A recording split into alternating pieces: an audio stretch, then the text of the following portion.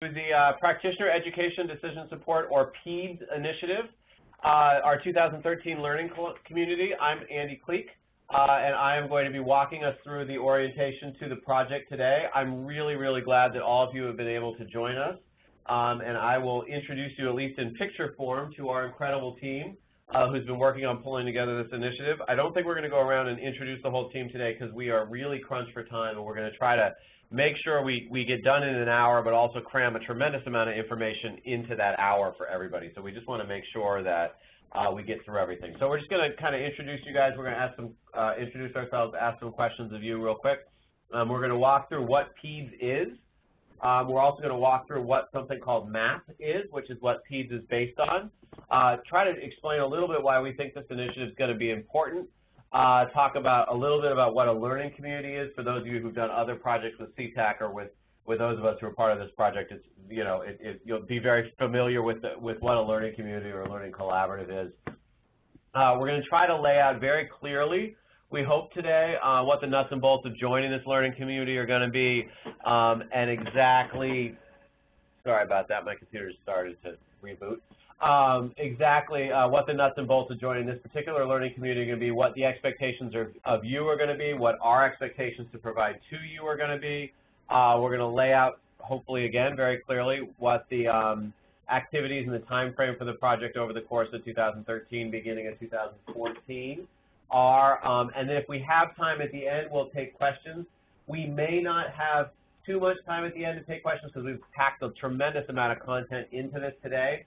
But I would ask that if questions come up which are really important to you over the course of the webinar, that you chat them to all panelists, and I will either try to answer them as we go, or I will try to answer them at the end when we get there. So as questions come up for you, please chat them to all panelists, and we'll try to handle those either as they come in or over the course of the webinar. So, you know, we really want to welcome all of you to this particular project. I think it's very important to just say up front, and we'll say this throughout this project, is that we really view this as a pilot initiative, and that we really are hoping to learn a tremendous amount about rolling out this MAP initiative for this small group of folks this year, with the hope that, you know, in future years it will be something that we roll out in a much, much broader way. And as you saw through the application process, there's two similarly focused MAPS initiatives, one being rolled out by CTAC and one being rolled out by the Evidence-Based Technical Assistance and Dissemination Center, EBTDC. And our project is really a much more short kind of focused intervention with MAP, and theirs is much more the kind of traditional focus with more 5 days of training and that kind of stuff.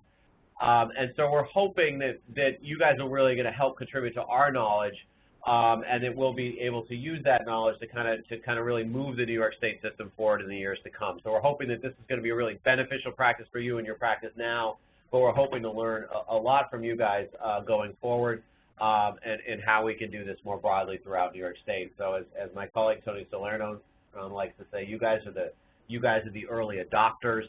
And you guys are really going to help us with this project, and the scaredy cats, the folks who haven't decided to join us, will hopefully be able to learn from all of us going forward.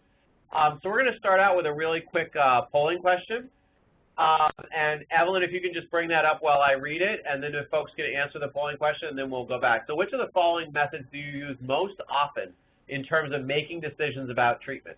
Talk to my supervisor, talk to other colleagues, review the research literature, rely on previous experience, or none of the above. So if you could just click that, and Evelyn, if you just leave that up for another 10, 15 seconds or so, and then close it down, and then we'll see what folks' answers are. We just really want to get a sense of kind of how you kind of figure out what kind of treatment you're going to use right now.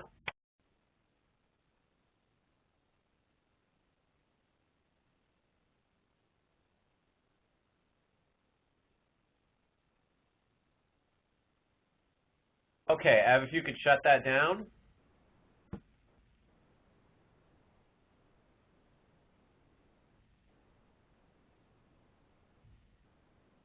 We really are going to get to hold the Alex Trebek Jeopardy music at some point.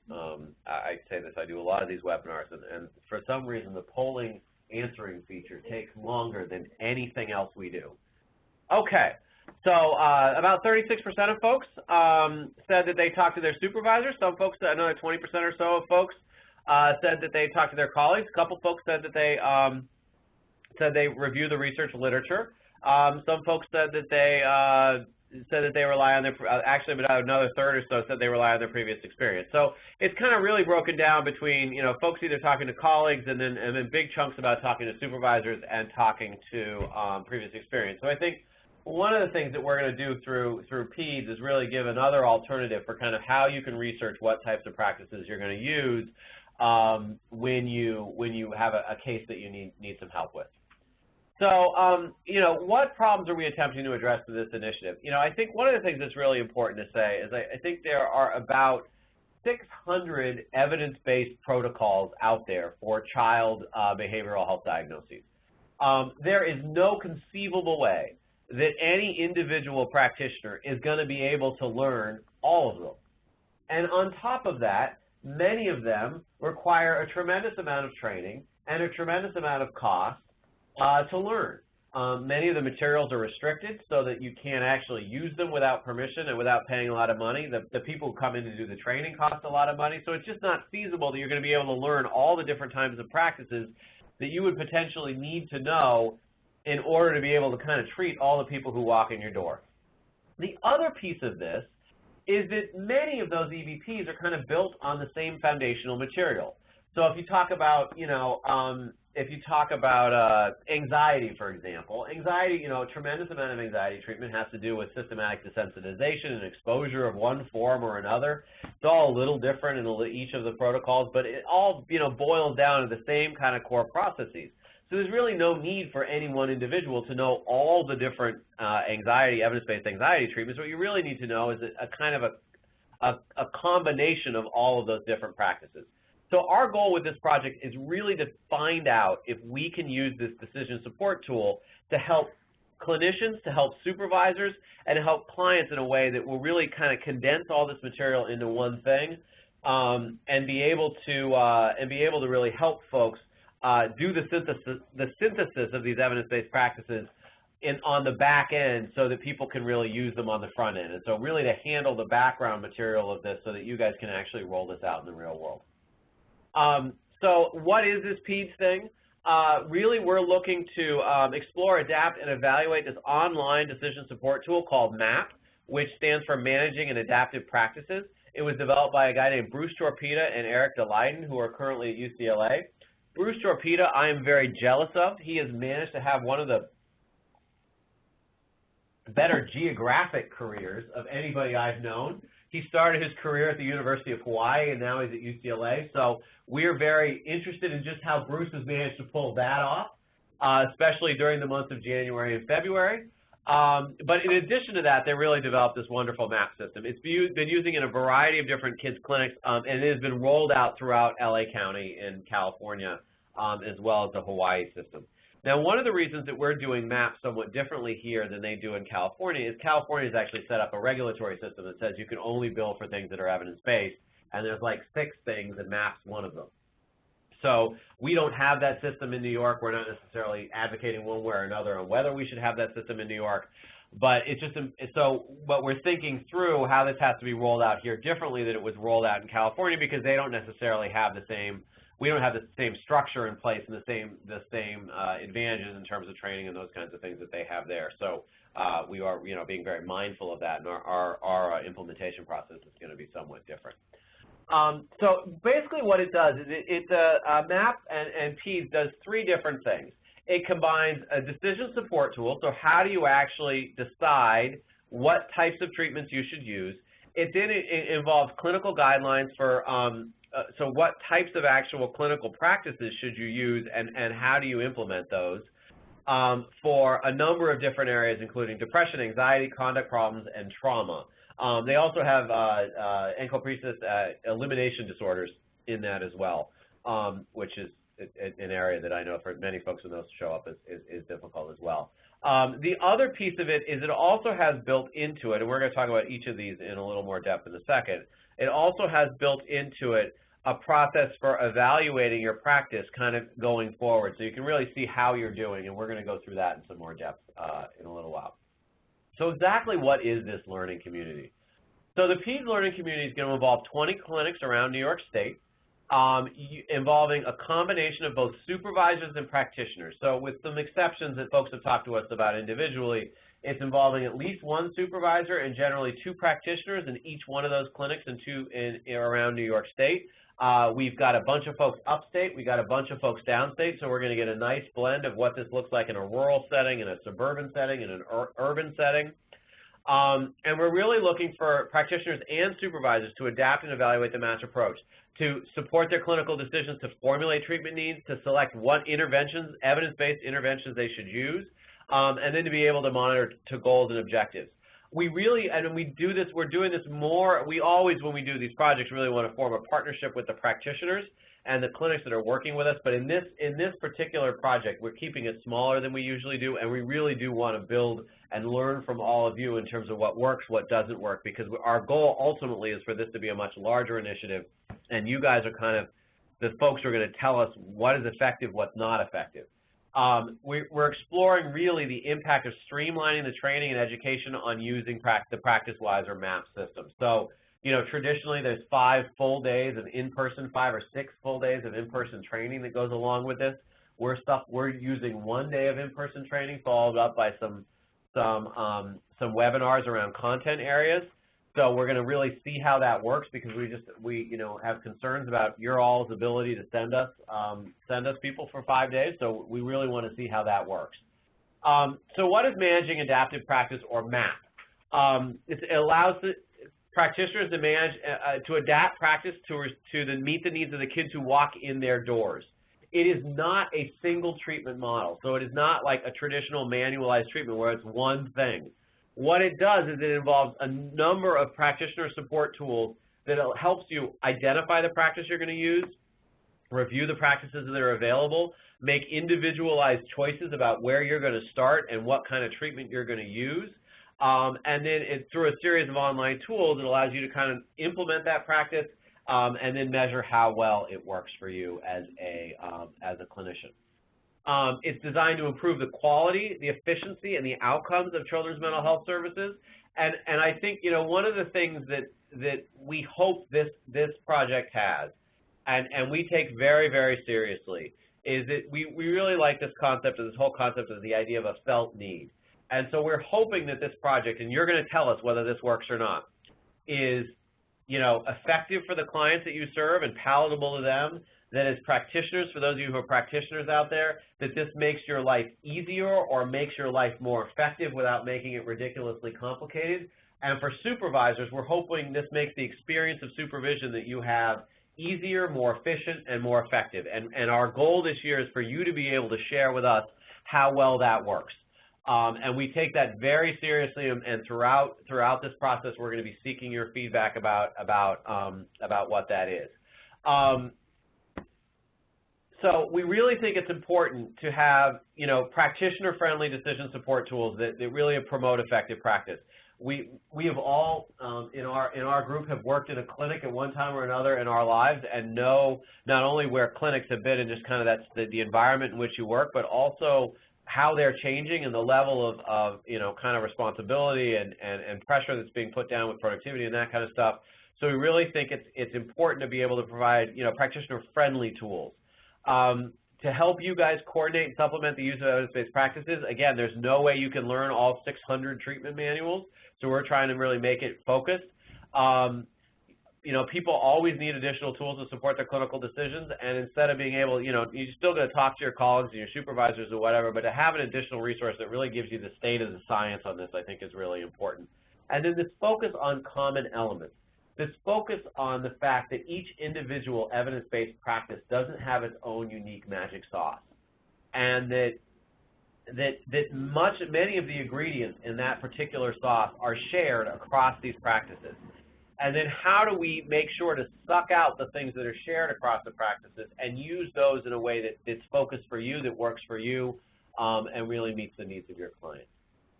So there's 3 basic components of the MAP program.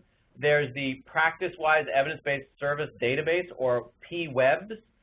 We're going to try to get you up to date on all the important acronyms you need to know over the next year. So it's an online database that allows you to can make recommendations about what kind of formal evidence-based practice or specific components of evidence-based treatments are available for particular clients, and we're going to go through that in a little more depth in a minute. There's Practitioner Guides. There's, I think, 42 of them, 42, 43, something like that. And those Practitioner Guides are around particular practices that can be used for particular disorders. So when it pops up and says that, you know, exposure is out there, there's a Practitioner Guide for exposure that tells you how to actually do exposure. And then we're going to provide some more supplementary training around particular practice areas to help folks get through that. And then there's this clinical dashboard, which really is a pretty user-friendly way of dealing with outcomes and be able to track outcomes connected to the types of practices that you're using over time. Okay. All right. So PWEBS is an evidence-based youth mental health database, and basically what they did with PWEBS is Bruce Torpeda. The beauty of being in academia is they have interns and research assistants, and so he basically had all his interns and all his research assistants read every single evidence-based practice article out there on kids, evidence-based practices for kids, and they put them into this online literature database that's searchable and then spits out what the practices are. So they did that for you as opposed to you having to read all these research articles. It's easy to use and searchable by problem type, so by diagnosis, by age or grade, by gender, and by ethnicity. And so you can really type in all those factors and get a sense of kind of what the practices are based on those factors. So here's just a picture of kind of what that looks like, a screenshot. When you come to the training, we're obviously going to go through this in a lot more depth. So it's broken down by level of support. So you want to select the strength of the evidence. So you can choose best support, which is like multiple randomly controlled trials, and then, you know, good support, which is where most of the practices are, which means they have like one randomly controlled trial, moderate support, minimal support, or no support, which doesn't necessarily mean that it isn't effective. It just means that there's no kind of formal research that's showing that it's effective. So usually you end up with stuff in the good support range. For some practices, ADHD, some depression stuff, you'll get stuff that pops up in the level 1 stuff, but usually it's level 2. So then you also can select your use characteristics, the diagnosis, the age, the grade of the child, gender of the child, ethnicity of the child, and really kind of search based on that. So you plug all that into this screen here, and then it will spit out the results. So the results give you the types of treatment that have been shown to be effective, the particular elements that go in to make up those practices, and then the settings where those treatments have been delivered. So they've been delivered in a school setting, in a clinic setting, in a residential setting, and then the format. So is it individual, is it family, is it group, those kinds of things.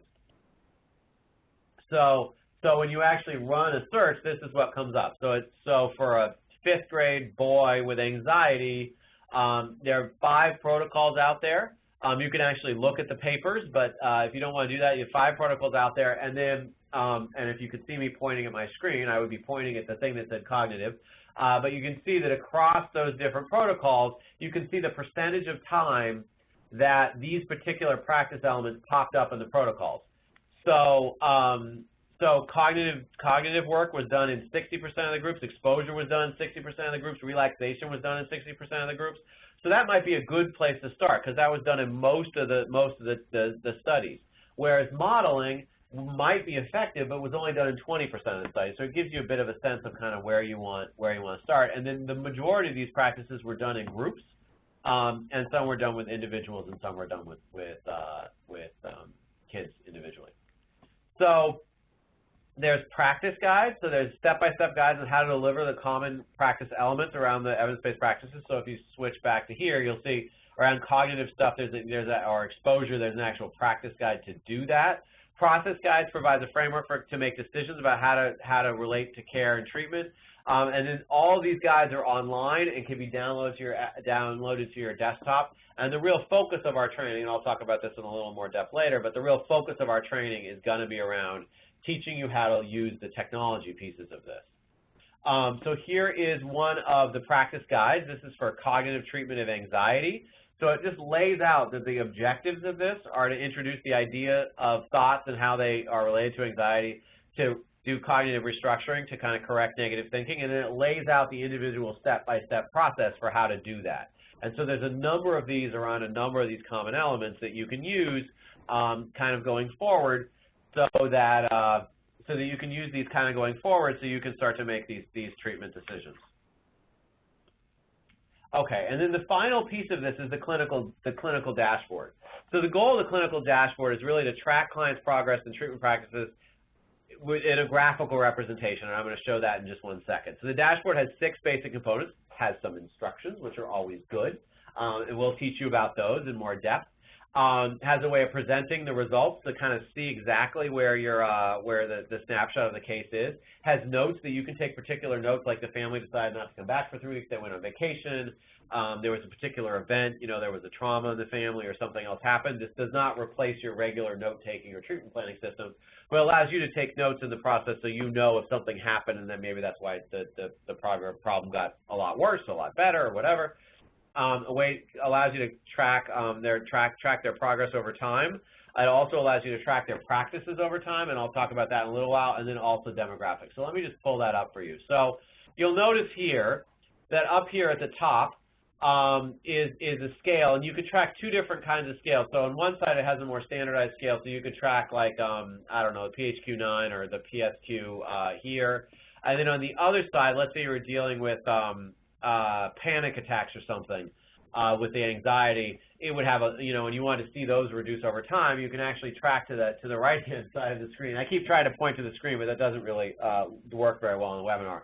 But on the right side of the screen, you have the 7, 6, 5, 4, 3, 2, 1, and that really allows you, like here, the idea is school refusal. So you can track school refusal over time, and obviously that wouldn't be on the same scale as the other one. So you can track on both different scales, and so you can kind of see the progress over time. And then down on the bottom, what you have is you have the whole idea of what actual practices you've done at what particular time. So in the first session, there was engagement with the child, engagement with the caregiver, and relationship and rapport building. And then in the next session, they focused on engagement, they focused on rapport building, and they focused on goal setting. And then, after that, there was really start to focus on caregiving. They did some psycho-ed. They start to do some anxiety work. They start to do some stop modeling. So you really are able to kind of identify what particular practices you're using. And the nice thing about this is, from a practitioner point of view, it allows you to track over time what practices you're using and maybe what effect they're having. From a supervisor point of view, not only does it allow you at the top to track progress, but at the bottom it lets you know very, very clearly what practices your clinicians are actually using to do this. So that's really, really helpful, being able to say, well, maybe we should try something else. You actually know it's been tried already. Okay, so what kind of is our PEDS learning community going to look like? What are the logistics of it? Who's involved? What's your role going to be? What's our role going to be? Let's walk through all of that.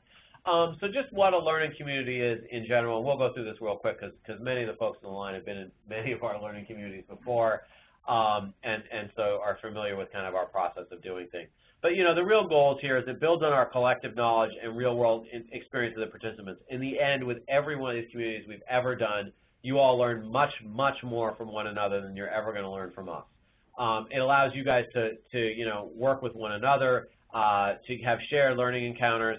It's a nice way to kind of keep people on track. When you have a learning community, you're much more likely to kind of keep going and keep things from getting bogged down. It's a very efficient and nice way of just being able to provide support and practice improvement to folks. And then it also allows folks to bring up issues and see how other folks have dealt with them and those kinds of things. Okay. So what do you get out of the learning community? Oh, am I supposed to? Let's see. Oh, very good. I was a little worried. I hit one time and nothing happened, but I hit again and everything popped up. So each clinic is going to get a bunch of different things. So each clinic is going to get 3 subscriptions because the practice-wide system is obviously a proprietary system. So we're covering all the costs for 3 subscriptions for each clinic to have 1 supervisor have access to all the materials and 2 practitioners have access to the PWEBS database, the Practitioner Guides, and the clinical dashboards. The Practitioner Guides can be downloaded and printed out. The database is always online. The dashboards actually are Excel spreadsheets that you can print out and just lose them on your computer as you need them. Supervisors and practitioners are going to receive 1 day of training, in-person training on the PracticeWise system. Immediately following that day of training, within a couple weeks of that, we're going to have an optional consultation call after the training. So basically, we're using this concept in another project of ours that we like to call office hours. So folks can submit questions when they're having problems, and then we're online and we can answer all those questions as opposed to the email flying back and forth and things getting lost in the shuffle. And then we're going to break up this project into 4 separate quarters, which are each going to focus on a particular clinical area. So we're going to start with depression. The first quarter is going to be around depression treatment. Second quarter is going to be around anxiety treatment. Third quarter is going to be around conduct disorders. We know that conduct disorders and related disorders are the most prevalent disorders in clinics, but we have done a lot of training with many of you on treating conduct disorders because we kind of feel like we should start with something else that really doesn't, we haven't done as much on before. And then we'll wrap up with trauma, which more and more in our daily work is having a bigger and bigger role in the work that we do, and really the importance of trauma in kind of determining, some of the outcomes that we see. So each quarter is going to have a minimum of 1 web-based training and 2 small group calls designed to kind of promote an exchange of information and collective problem solving among you. So it'll be 1 big content training and then 2 small group calls. We have toyed with the idea of doing 2 content trainings, and we may do that for some of the content areas and not for others, but we're not entirely sure. But at the absolute max, there would be 2 content trainings, which would be about an hour and a half at most. They will all be web-based, and do 2 small group calls. So we're going to try to keep your involvement to this and the burden on you guys at an absolute minimum that is possible to enable you guys to still get the content that you need to be able to use this. So we're going to have monthly content around the clinical topics, really clinical topic-focused webinars and the small group calls. We'll have educational webinars around key topic areas, and then we're going to have a learning community meeting, which will be about 3 or 4 hours in person at the 6-month mark and the 12-month mark. So we're going to do our 1 day of training in the next month and a half, and we'll give you dates in a minute. And then we're going to have a training at a learning community meeting at the 6-month mark and 12-month mark. Really get feedback from you, share our stuff with you guys, and really build from there.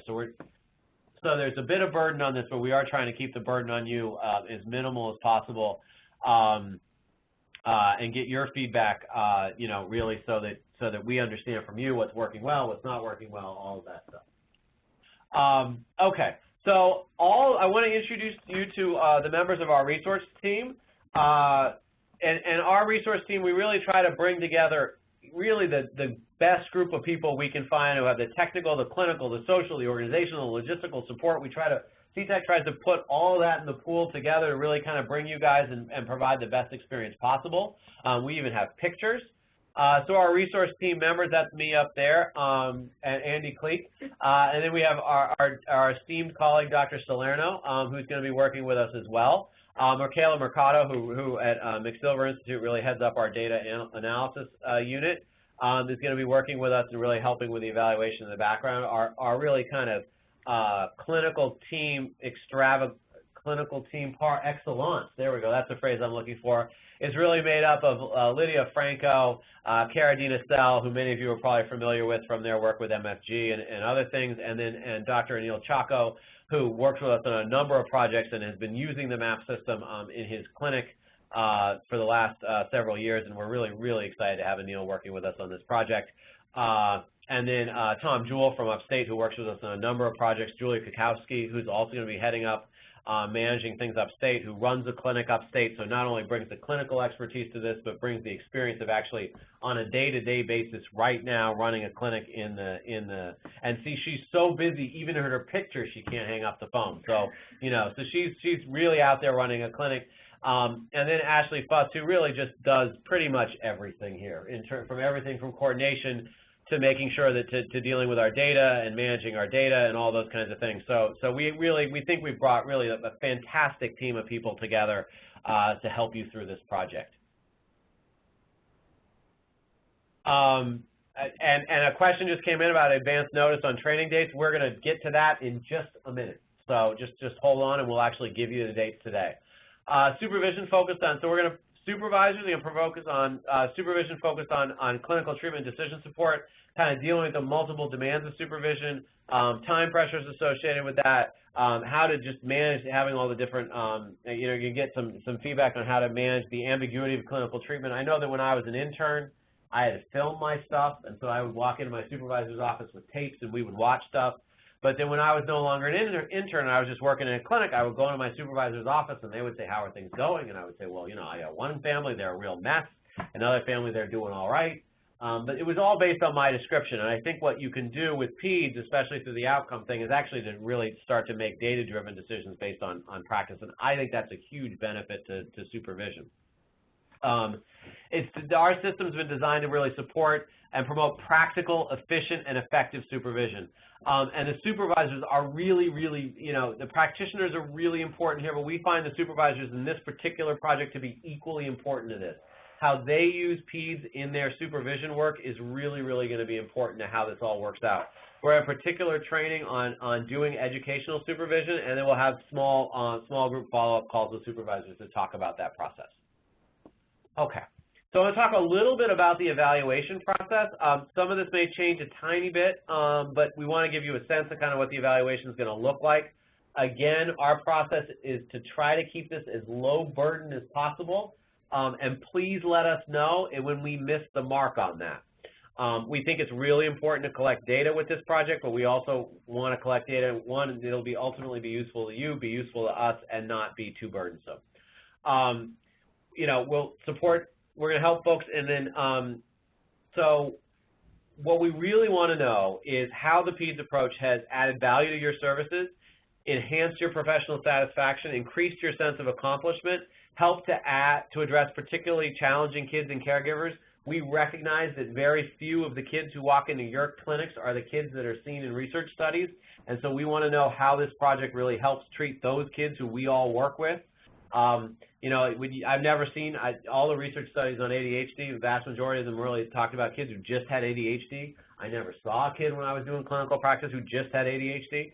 So we want to know how this works with your real kids. And then really to address your felt need of support in your clinics. We're going to offer people the opportunity to have their performance indicators analyzed and organized, and we'll spit that back to you so you can use it internally. So we're going to do some formal stuff.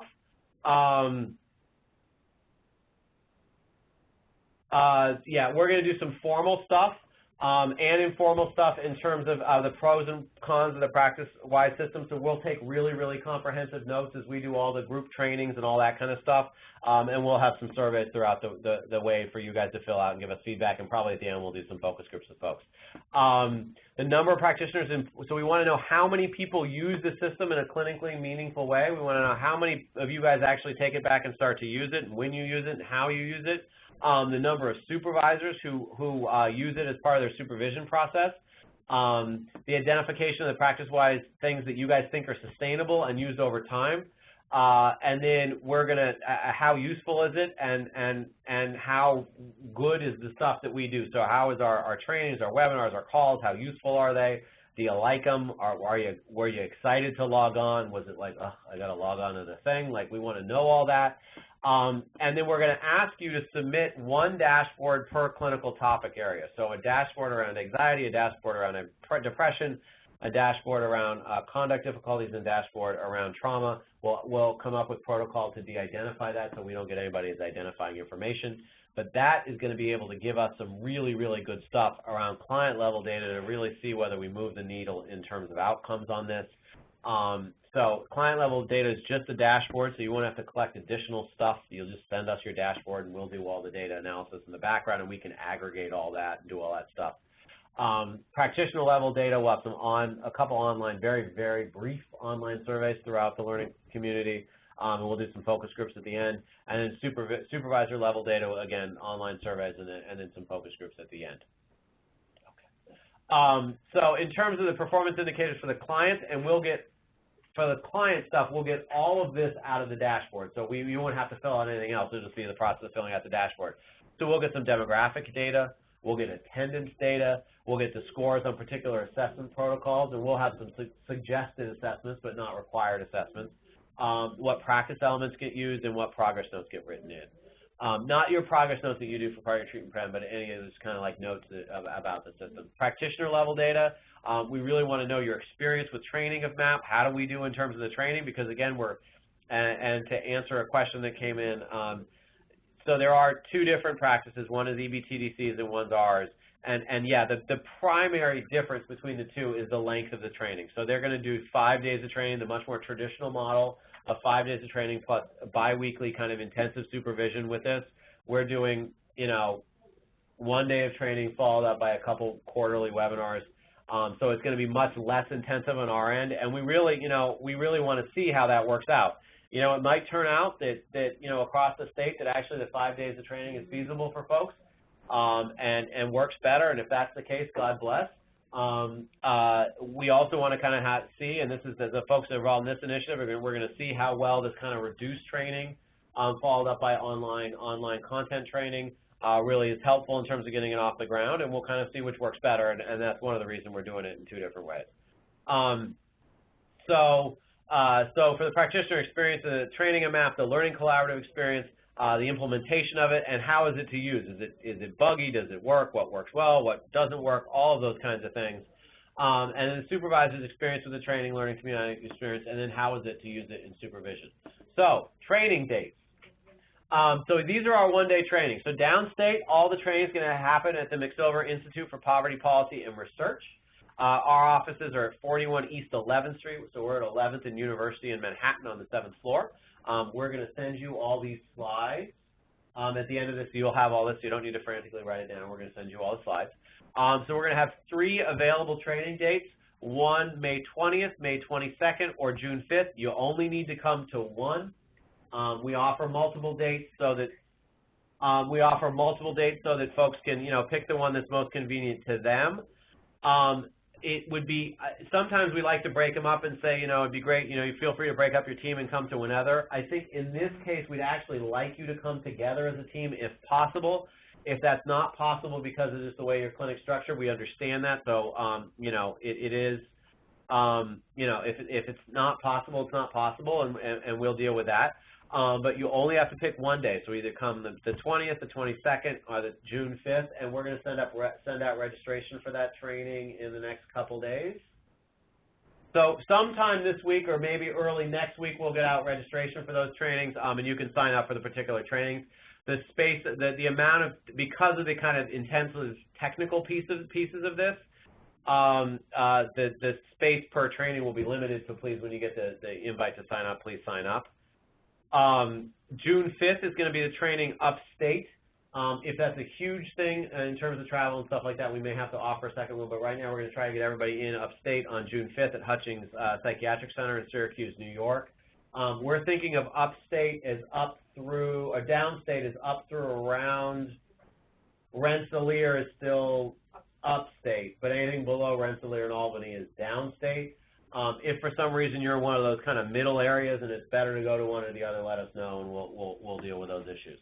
Well, more details, kind of future meeting schedules and that kind of stuff, we'll be distributing all of that at the training, so you should get a whole map out of exactly what everything's going to look like at that point.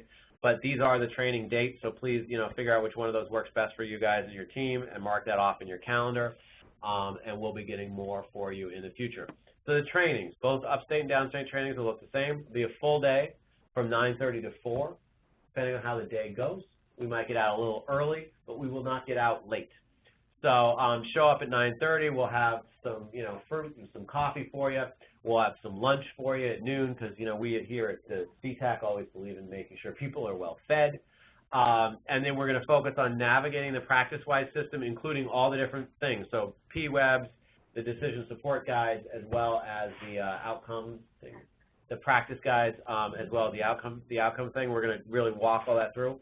We're going to ask each of you to bring in your head a case, primarily a case that involves depression.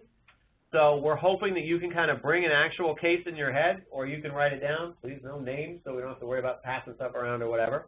But just a case a relatively new case where the primary diagnosis is depression. It can have other stuff going on too, but just the primary diagnosis is depression. A new case of a kid and somebody you think you'll see for about 3 months so you can kind of follow them through.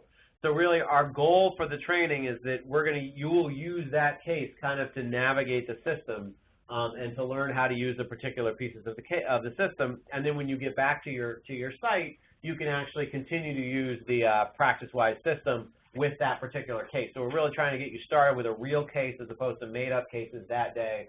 So at the end of the day, you're like on the ground, ready to hit the ground running, and really start to implement this when you get back. Please bring your own laptop or an agency laptop. The whole day will basically be spent on your computer, so you will need a computer during the day. If for some reason you're not able to either bring your own laptop or an agency laptop with you, let us know, and we will have a couple extra laptops that can be provided, but we will not have enough for everybody, so please make every effort to bring your own. But if you're not going to be able to bring one, please let us know in advance so we can make sure, because you will not be able to complete the training without a computer. So it's really important that you you either bring your own or you let us know so that we can manage that. Again, we'll provide a nice lunch, and we will bring lots of power strips and extension cords so everybody can be plugged in throughout the day. Hopefully the lights in the building won't flicker too much. So we want to ask a polling question. What is your initial impression of the PEDS process so far? Do you think it'll be very useful, somewhat useful, not useful at all, not sure yet? If you could just answer that. And Ev, gives just folks like 30 seconds to answer that, and we'll close it down and see what people have to say.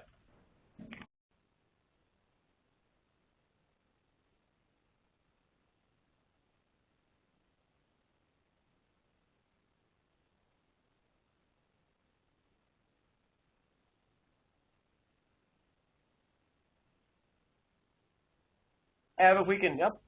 We can shut that down, and we'll play the holding music in our head, and then we'll see what the results are.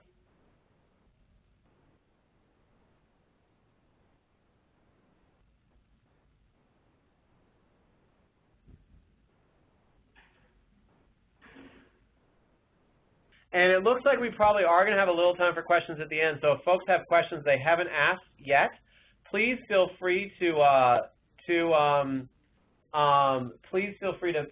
chat them in, and we'll get to those at the very end and answer those.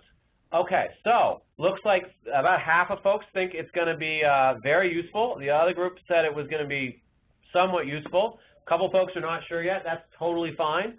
And then some folks didn't answer. But it looks like about half of folks really think it's going to be very useful, so we're really pleased to hear that, obviously, since we're rolling this out. Our next polling question, if you can put that one up, Ev. And then the next polling question is really, what do you think will be the most challenging aspect of this project for you? Learning to use the PracticeWise tool, time pressures, multiple demands of your job, complexity of the cases you see, just getting enough support, other challenges, or just not sure yet. So if you can answer that, and we'll let that go another 30 seconds or so. And then we'll find out what the results of that poll question are.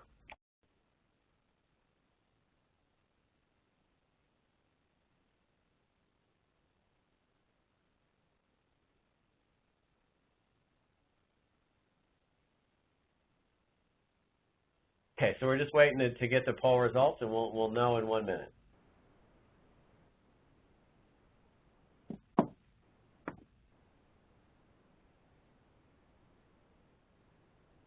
We got to find an app with the Jeopardy music. We really need. Yeah.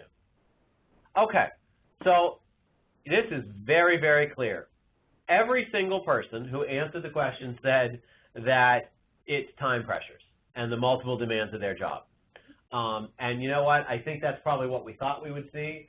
And so what we're really hoping to hear from you guys, all of you, over the course of this learning collaborative is how does this help you with the time pressures that you experience? Is it able to reduce those somewhat? Is it able to allow, at worst, is it able to allow you to provide what we hope is, you know, more effective treatment without increasing the pressures that you're under in your job? We really are. That's kind of really what we're focused on in terms of this project. So in some ways, I'm so glad to see that there was just unanimous. Thank you. Yeah, I was trying to go fancy. Unanimous support of that one thing. It's what we hear all the time. It's what we're really focused on. And so really glad to hear that, and hopefully I'll be able to pronounce words better by the end. So we really view this learning community as a dynamic process. This is just the starting point of this. You're going to get a lot more help and a lot more support. We really want to hear from you over the course of the process. We're going to share with you each other. We're looking at seeing if we can do some kind of discussion board or listserv. We're exploring that in the background. If we can, we'll get that up and running for you as well, because we think that'll be really helpful for you guys. So we have a couple questions that have come in, and so I'm going to answer those questions first. And while I'm answering those questions, other people have any other questions that they would like to chat in to all panelists, we'll be glad to help answer as many of those questions as possible. So please feel free to chat in any questions that you have. So the first question, let me just go back and make sure I got all the ones at the beginning. So hold on one second. We already got you the training date, so that question's answered. And then we already answered that, the real primary difference between EBTDC's rollout and our rollout is we're really trying to be very, very sensitive in terms of the amount of time that we're expecting from all of you. And are really focusing, rather than the more traditional rollout, on trying to do this adapted, much more focused version. And so that's why we really view this as an experiment as much as anything, to kind of see if this more focused version is as effective as the kind of more traditional rollout. And then somebody asked if you can use an iPad to do this. We're going to check it out. You may be able to. So you may be able to. I think if you were going to use an iPad, and we'll check it out, but I think if you're going to use an iPad, at a minimum, you would need a keyboard to go with it, and you would need like a mobile office or one of those kind of apps on it that allows you to use Excel. So if you have that, we'll check out and see if it's viable just in general, but I think at a minimum, even if it is viable, you'll need at least those two things in order to make it work. I got an iPad for work recently and have found it to be really good at email, really good at some of the kind of basic things, not so good at like writing a grant, which I tried to do at a conference. So just be mindful that with Excel, you're going to have to do some manipulation and stuff. So if you're comfortable manipulating things in Excel on your iPad and using a keyboard on your iPad, then it may work. If you're not, then I would try to bring a laptop. Other question, can we receive advanced information about the website or other software that will be used on the laptops? We will need to get approval through our IT project. So I think send Ashley an email. Her email will be up at the end. It'll just be a matter of going to certain websites. So none of them are like Facebook or anything like that, but I understand that for some agencies they do block the email, the ability to go to certain websites. So we can get you a list of at least the general websites you'll have to go to, and you can actually play around with it before you come and make sure it works.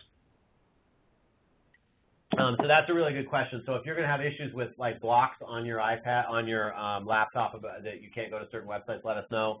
Other than that, it'll just be using Excel. So just let us know in advance. Shoot Ashley an email, and she can get you those websites in advance.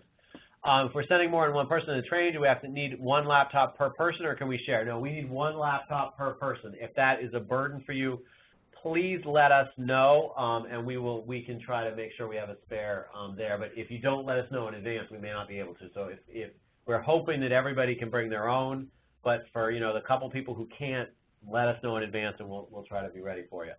Can we receive the copies of the PowerPoint? Yes, we will send out the PowerPoint to all attendees today, sometime today or tomorrow. You'll have it, so you don't have to, everything. You'll get everything you just saw from us today. And we're also going to send you a link to our resource page about math and PEDS as soon as it's up and running in our ctacny.com website. If you want to know about any of our other initiatives, they're all on ctacny.com. But we're going to get that web page set up shortly, and as soon as that resource page is up and running, we will send it to you all.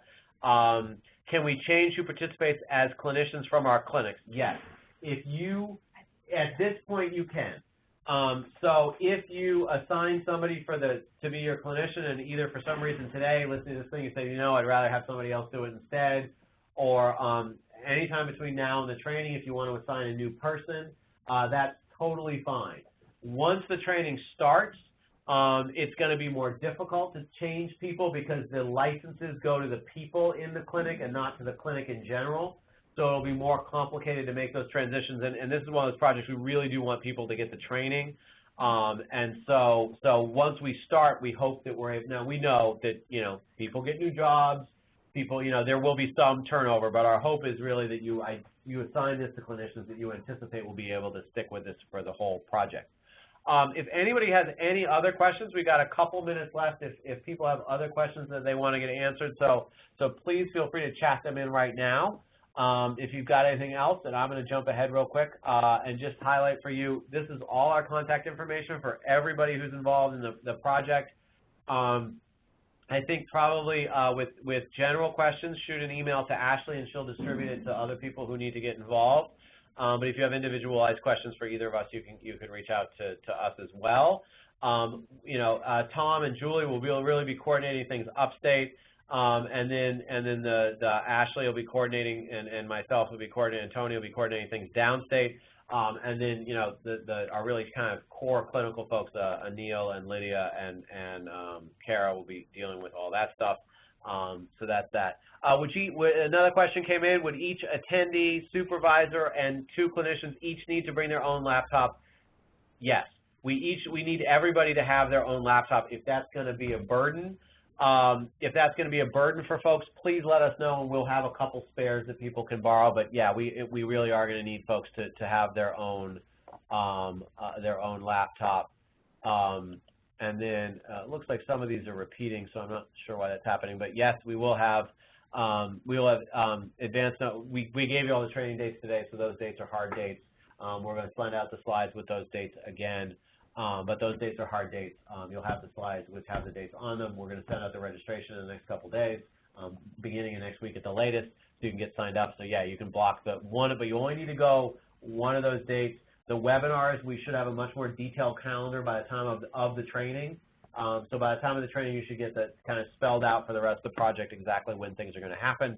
So that way you can block it off in people's schedules and stuff, because we recognize how important that is. Yeah, I think those are the ends of the questions. If anybody else has any additional questions, please send them in right now, and we'll give folks another minute or so to send those in, or 30 seconds or so to send those in, and then if there are no additional questions, we'll wrap up.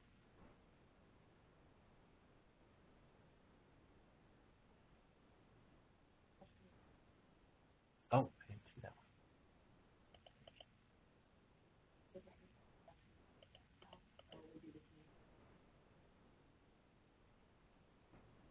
Yeah. So will the system flush the results to Excel? No, the Excel spreadsheet, you plug those in manually around what you actually, the question was, will the system flush the results to Excel, or how do we do this manually?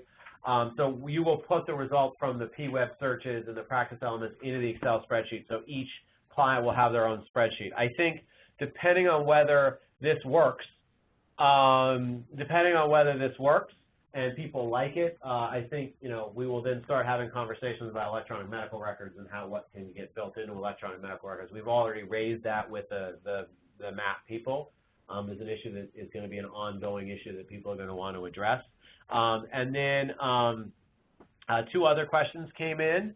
What will be the deadline to register? We'll get the registration out very shortly. There won't be a deadline to register, but where there's going to be a cutoff at a certain number of attendees. So we encourage you, once you get the registration information, to register quickly so that you don't get cut off. We'll obviously have enough registration for everyone to attend, but it may not be, if you don't register quickly, you may not get the date of your choice. If you cannot attend on the same day, that's okay. It's our preference. It's not required. We understand that in some clinics, you just can't send everybody on the same day, and that's totally fine. Yes, Wi-Fi, we are Wi-Fi enabled in our building, and we will work on making sure that Wi-Fi is available to everybody at the training, and we'll make sure that we may even want to invite, I'm just saying this for the folks in the room with me, we may want to even invite for at least the first training to have one of our internal NYU IT folks there that morning to make sure everybody can get online and all those kinds of things. But yeah, everybody will be able to get online at the training. So with that, I think we're going to wrap up. We are very, very excited to, one more question came in. Are there clinics that are waiting to participate who can substitute in the case that we have with, yeah, so if you have to withdraw, then yes, we can substitute in for somebody else. So send Ashley an email. So yes. So we are very excited to have everybody participate in this. We're really looking forward to working with you over the course of the year. And we will be in touch soon with the date with the registration for the training, and we will look forward to talking to you all very shortly. So take care, everybody, and thank you for joining the webinar today.